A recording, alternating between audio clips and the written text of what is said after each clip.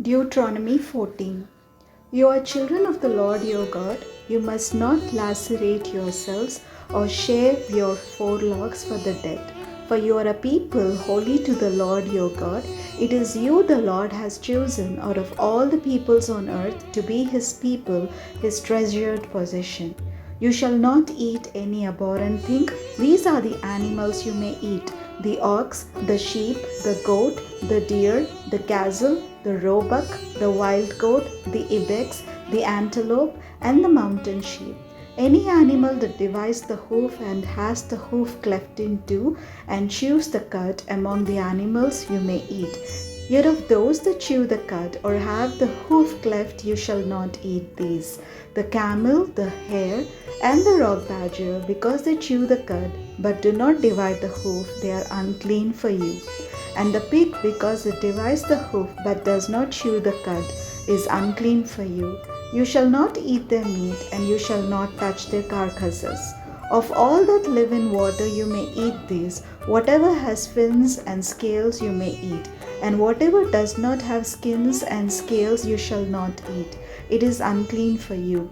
You may eat any clean birds, but these are the ones that you shall not eat: the eagle, the vulture, the osprey, the buzzard, the kite of any kind, every raven of any kind, the ostrich, the nighthawk, the seagull, the hawk of any kind, the little owl and the great owl, the water hen and the desert owl, the carrion vulture and the cormorant, the stork, the heron of any kind, the hoopoe and the bat, and all winged insects are unclean for you. They shall not be eaten.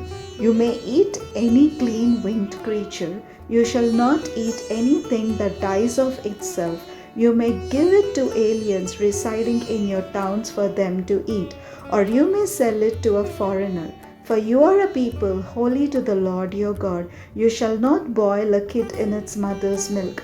Set apart a tithe of all the yield of your seed that is brought in yearly from the field, in the presence of the Lord your God, in the place that he will choose as a dwelling for his name.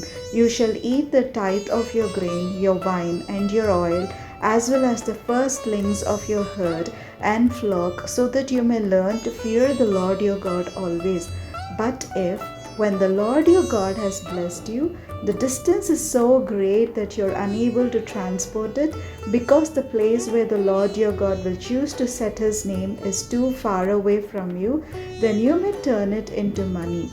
With the money secure in hand, go to the place that the Lord your God will choose. Spend the money for whatever you wish: oxen, sheep, wine, strong drink, or whatever your heart desire, and you shall eat there in the presence of the Lord your God, you and your household rejoicing together.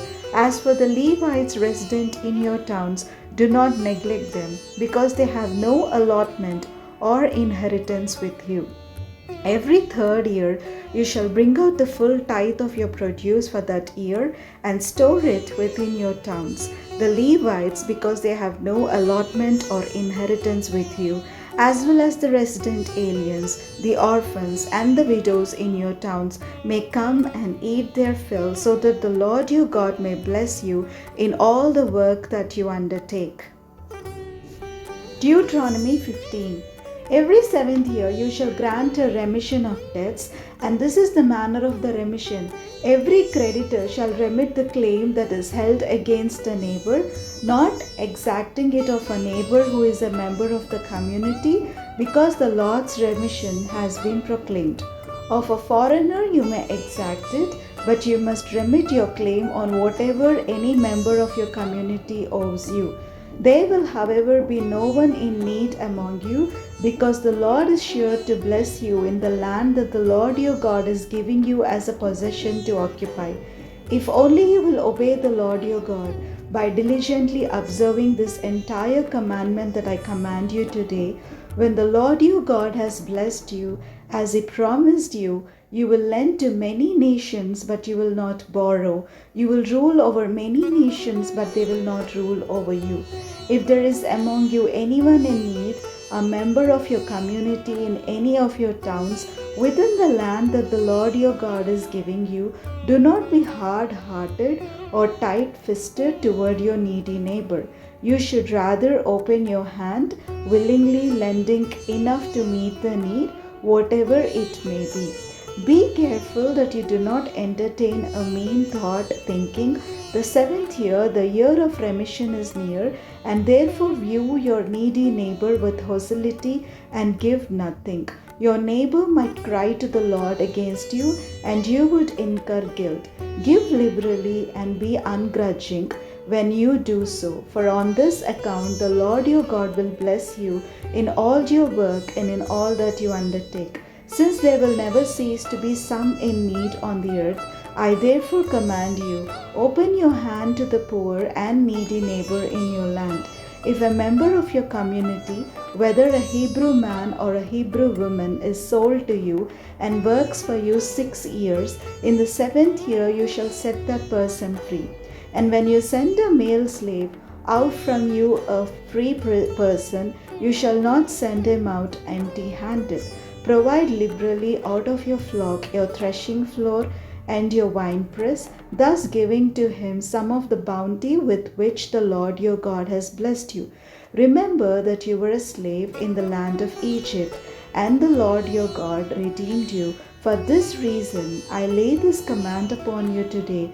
But if he says to you, I will not go out from you, because he loves you and your household, since he is well off with you, then you shall take an awl and thrust it through his earlobe into the door, and he shall be your slave forever.